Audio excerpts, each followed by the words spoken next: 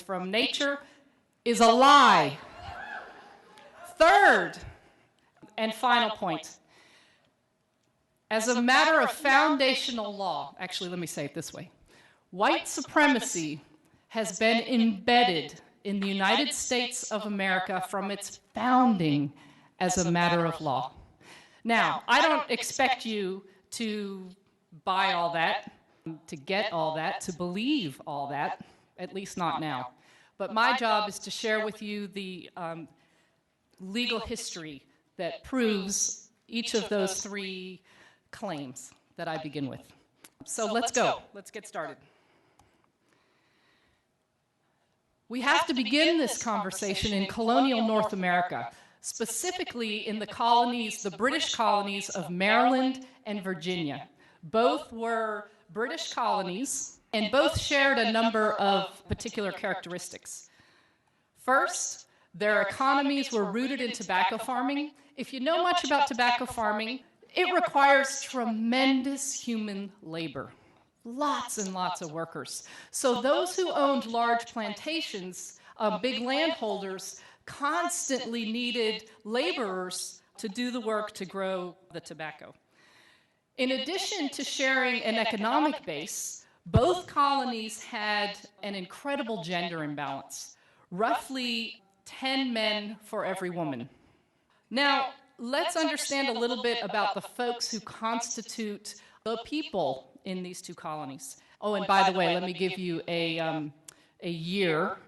We're in the early 1600s, okay, the early part of the 17th century, colonial North America. England had, for some bizarre reason that today demographers cannot explain, there was a population boom in England in the early 17th century.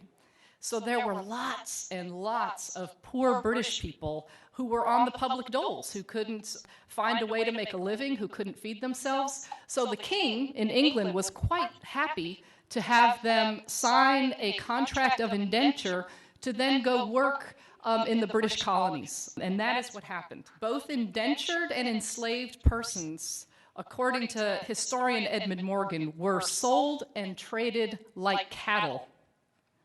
But of course, not all laborers stand equal in terms of their labor agreement or lack thereof. Those who came under a term of indenture worked for a term of years, and presumably this indenture was an agreement that they chose to enter into.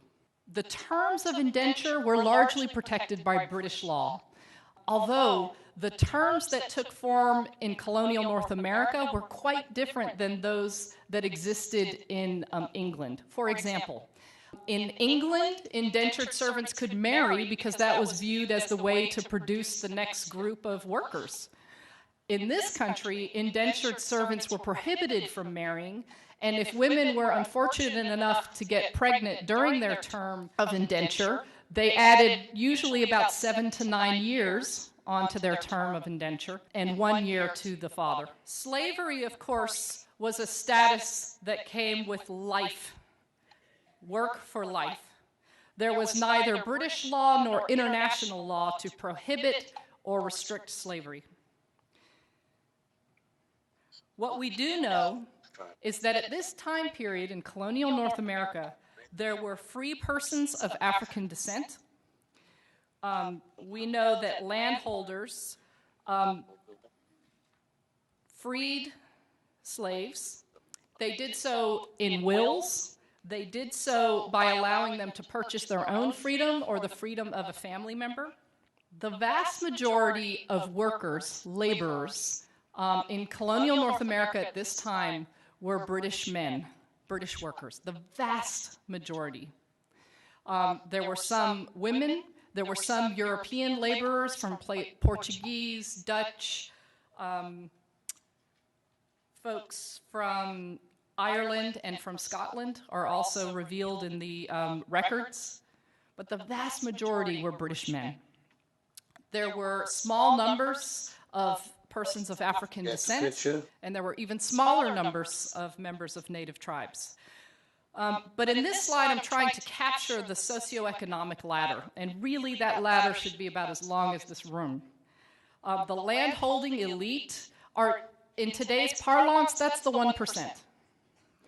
And the vast majority of folks who were in the colonies were laborers. Again, they were British, other Europeans, Africans, and members of native tribes. Here's what I find folks have the most difficult time with. We tend to really struggle with getting a good picture of social life, the social context at this juncture. We're very good at understanding the social relations that exist later, and we'll talk about those in a moment. But pre-Bacon's Rebellion society is something that we generally in this country struggle to grasp. So I'm going to do my best to paint a broad stroke picture of this time period.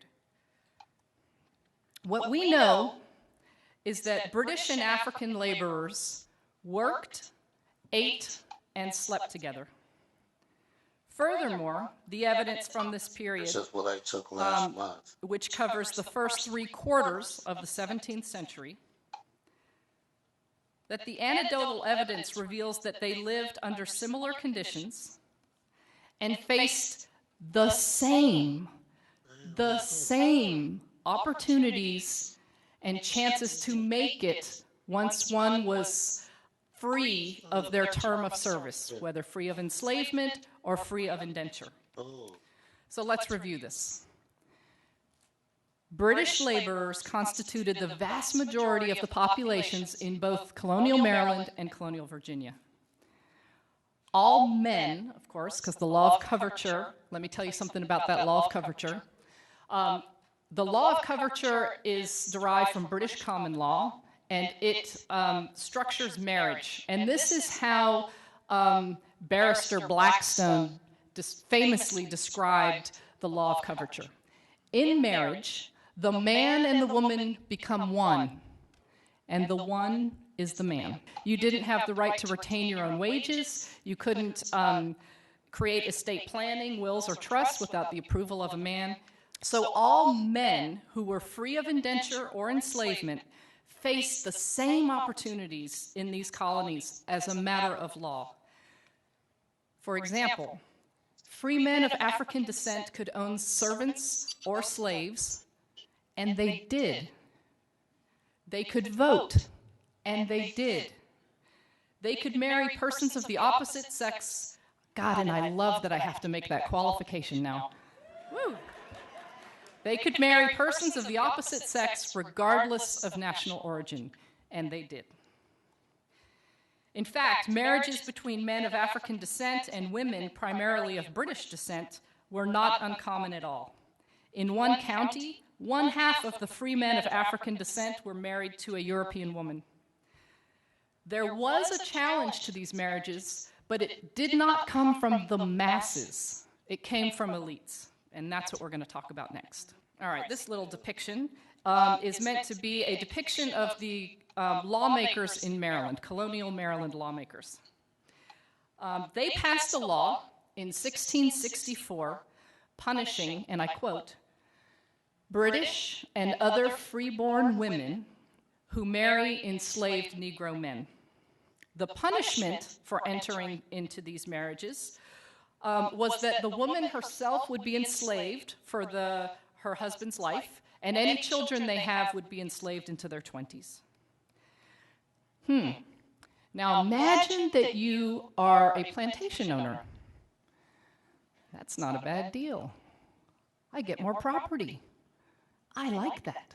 And that is exactly what happened. Rather than deter these marriages, which is the express intent of the law of 1664, rather than deter them, these marriages were encouraged by property owners because that, in fact, that such a marriage increased their property value. Might be going to Philadelphia. This law of 1664 represents, if not the first, certainly the precursor to anti-miscegenation law.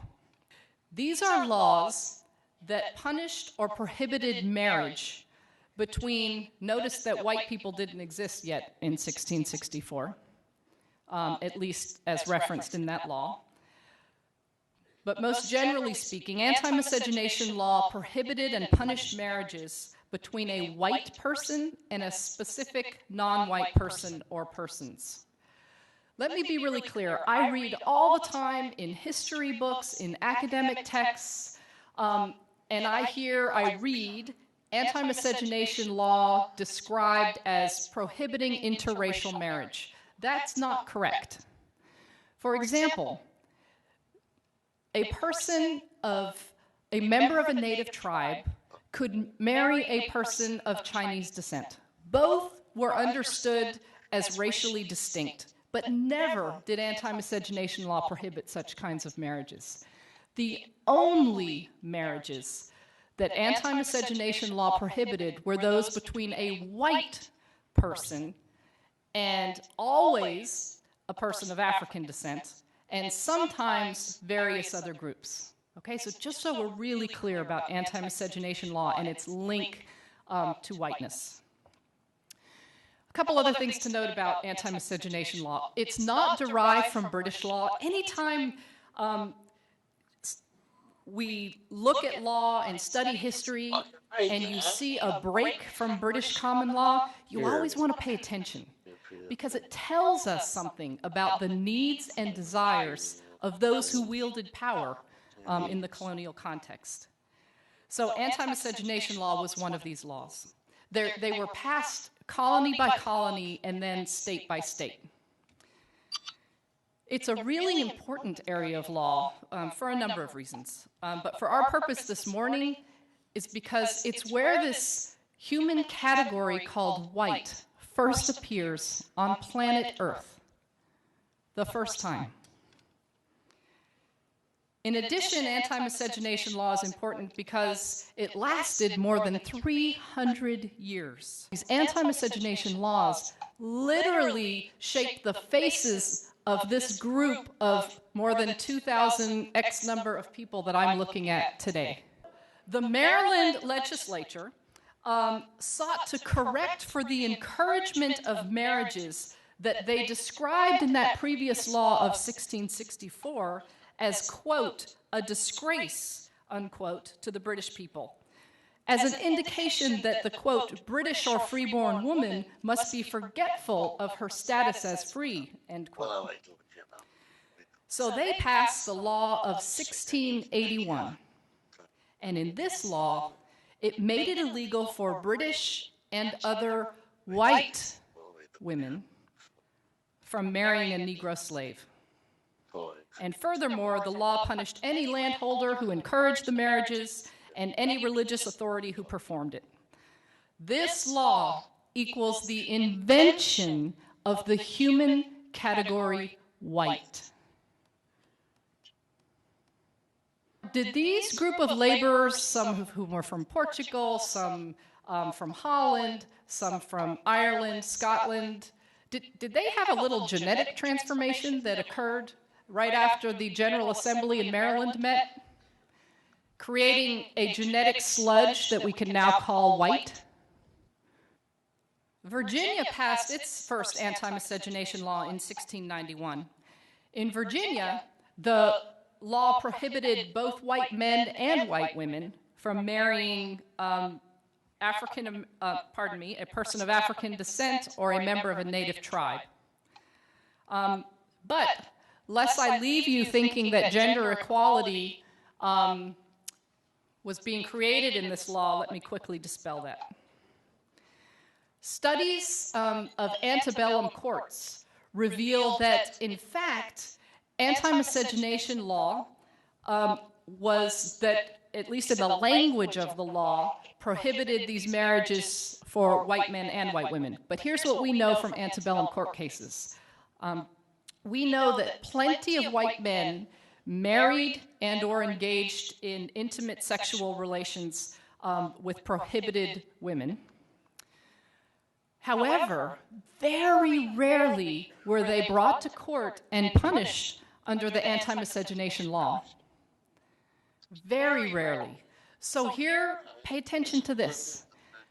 This law, in its enforcement, is largely focused on controlling the relationality and the sexuality of white women and non-white men. Furthermore, think about the enforcement practices that come out of this particular law. What's the result? Who becomes more available for who? We see a further step in locating patriarchal power squarely among and within white men. We've talked about the law of 1664 and the amendment to that law in 1681. And we've noted that the key difference between those two is the reference to the group who's of concern. The language has shifted from British and other freeborn to British and other white women in that particular law. So the question becomes, well, what the heck happened between 1664 and 1681? And the answer is Bacon's Rebellion. This was a massive revolt in the colony of Virginia that lasted more than a year. Let me give some background of the seeds of this rebellion, what helped give rise to this violent outburst. Okay, order request. Those who were enslaved, I don't think it's hard to imagine, were by definition of their status disgruntled laborers. And remember that pool of readily available workers from England who were poor and happily sent off in the guts of ships? Well, they dried up. That population surge ended, and there was no longer a pool of laborers from Britain available to handle the work on the plantations in the colonies. The result is they began to impose harsher punishments on indentured servants who were already here, so that relatively minor infractions would result in significant extensions to their years of service. Those who completed their term of indenture or who were released from their status as enslaved were frustrated.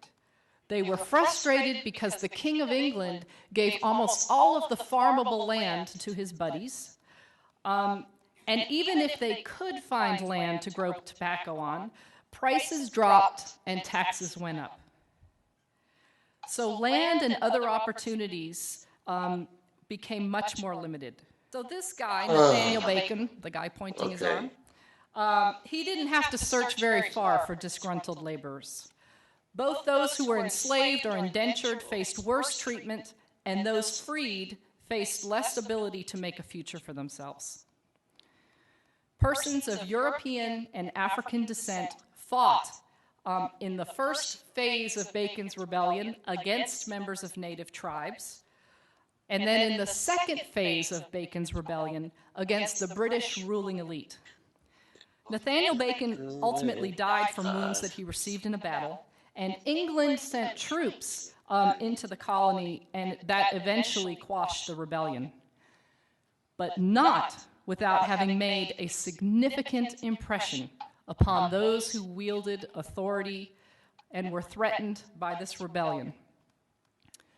Remember, this rebellion lasted over a year, and records from lawmakers in Virginia to the Legal Oversight Authority in England revealed that over 30% of the population were in support of the rebellion. Here were the lessons from Bacon's rebellion. A united labor force is a threat to the form of capitalism taking hold within the colonies.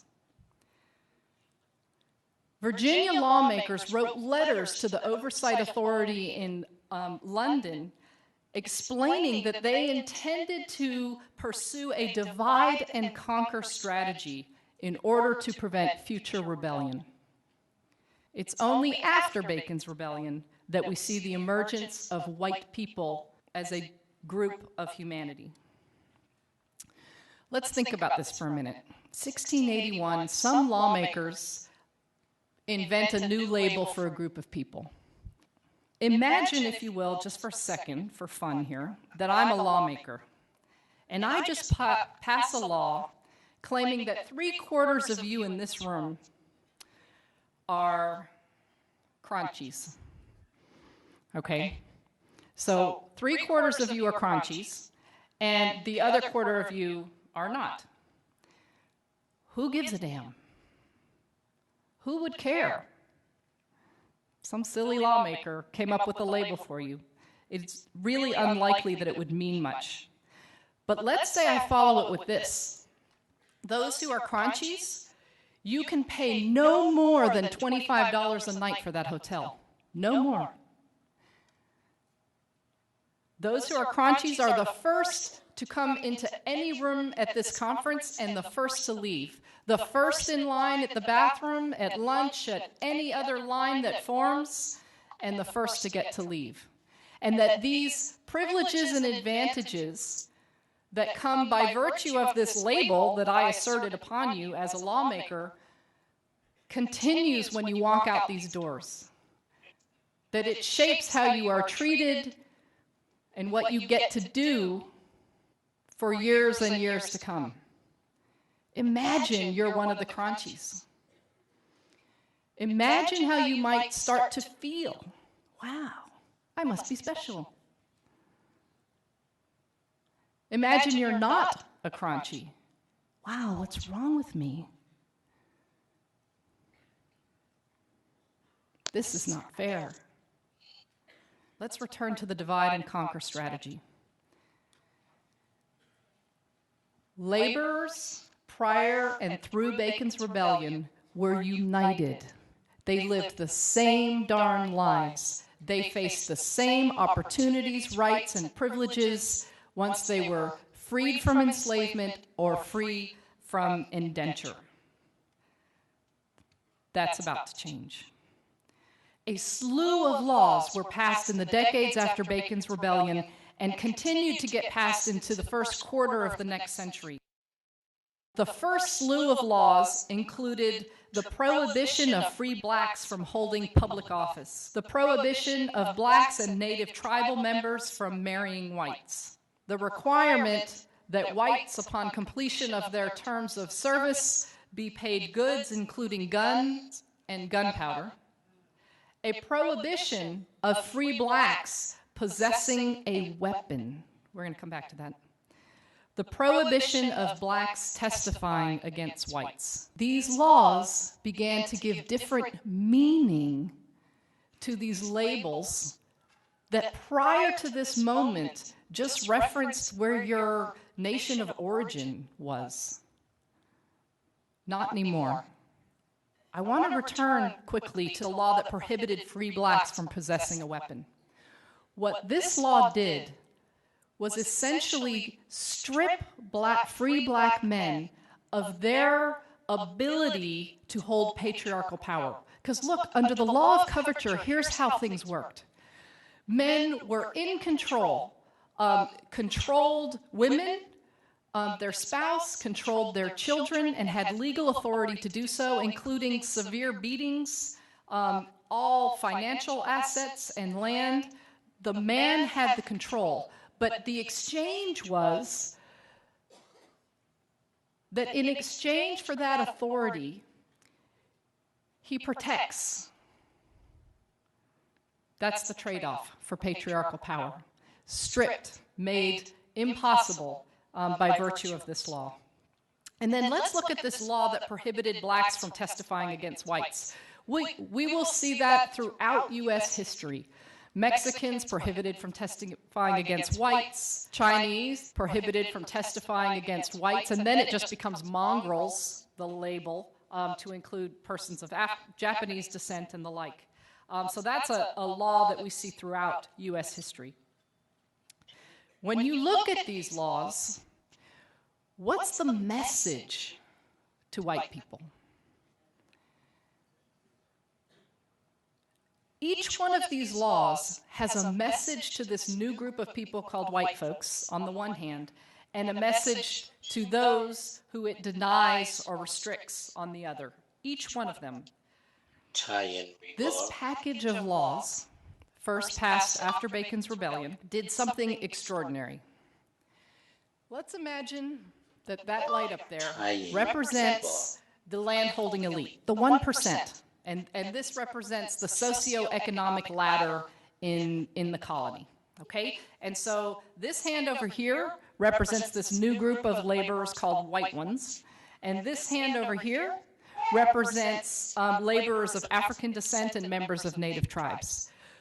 Before Bacon's Rebellion and through it, these laborers had the same lives, faced the same opportunities, and that changed. But when you look at these laws that passed that created this change, it divided these, created different meaning for this group versus this group, but it didn't do a whole lot to lift the economic status of white people closer to that of the white elites. Very little movement up. What it did do was it plummeted the bottom, created a new bottom to colonial society, and shoved persons of African descent and members of native tribes there. So let's look at this group of humanity called white people. We learn from this history that white people were built upon the idea that British had of themselves as white, as Christian, as freeborn, as deserving of rights and privileges from which others can be denied. To this day, white people have not been defined as a matter of law to this day. This history teaches us that white is the tool by which laborers were divided. Those who shared the same living conditions, the same opportunities, now experience ourselves as more connected with Paris Hilton than with our African American neighbor, even though our economic status is far more similar to that neighbor than to the lives of the 1%. But not only did this new organization of society create a new bottom to it, it created a link that heretofore had not existed that connected this new group of laborers called white people with the elite.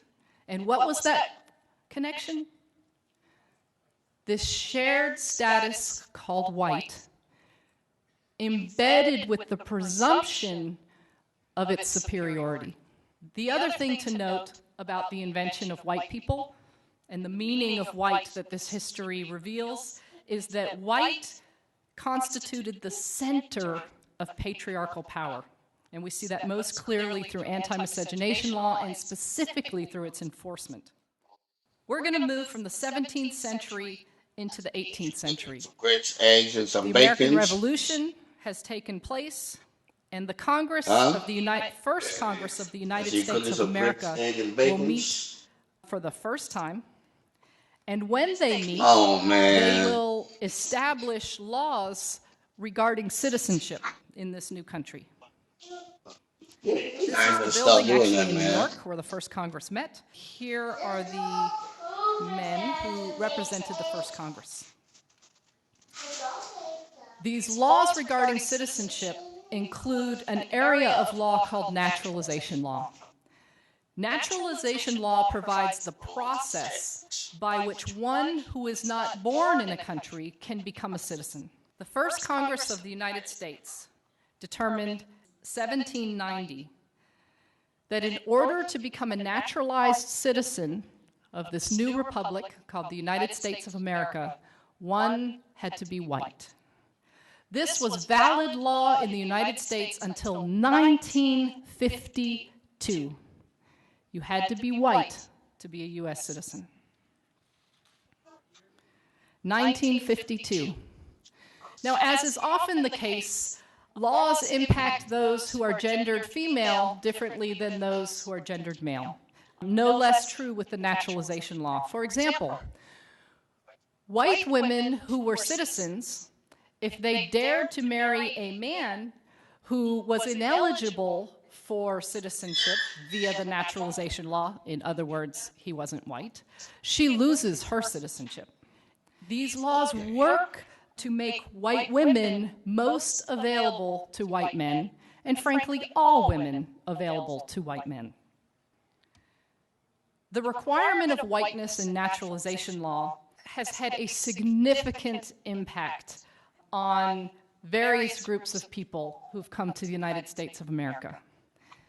In fact, the naturalization law was a significant piece of evidence used in the Plessy versus Ferguson case in 1896 to determine that U.S. citizenship status and therefore the protections of the constitutions were never intended to be applied to persons of African descent.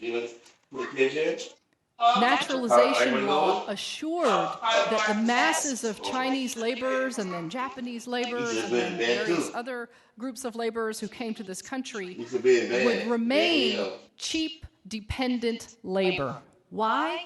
Because even though they were significant in number, especially relative to their employer and landholders and railroad companies, if you're not white, you're not a U.S. citizen. If you're not a U.S. citizen, you don't vote. If you can't vote, you can't voice your political needs and desires, thereby reducing these groups of people to dependent, cheap labor. In addition, naturalization law was used to block persons of Chinese and Japanese and Filipinos, and we could go on, various groups. Not only did it result in them getting paid less for doing the same job, but all kinds of taxes got imposed upon them. So there was a foreign wage tax, various laws were passed that blocked them from being able to work in the public sector, blocked them from being able to hold a managerial position, and then, of course, alien land laws were passed. These were laws that made it illegal for those ineligible for naturalization, i.e. not white people, made it illegal for them to own property. And so what's the result of these laws for white people, right? Because we're real good about seeing the harm that these laws cause for certain groups. But let's get the flip side of that coin. When I make land, when I make a whole group of people ineligible to purchase land, it makes more land available and cheaper for me, for white people.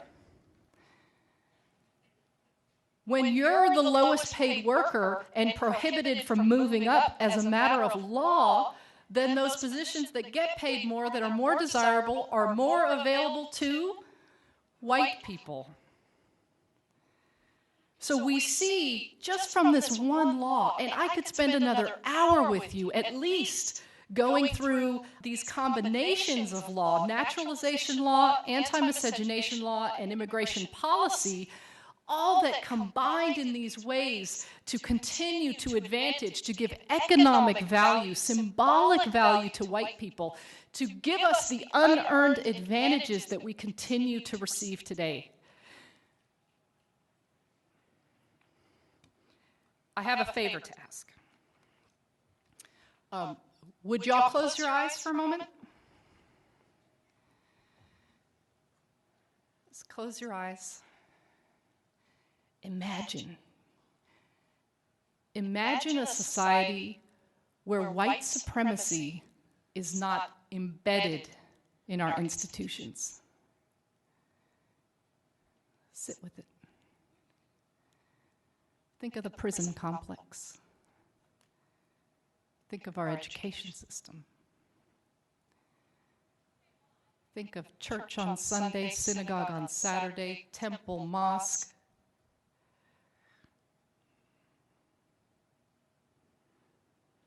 Think about the organization of neighborhoods. Think about the government of the United States and how assets and resources would be distributed.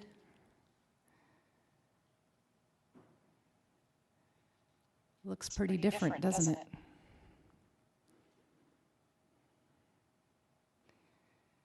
White supremacy, you can open your eyes if you like,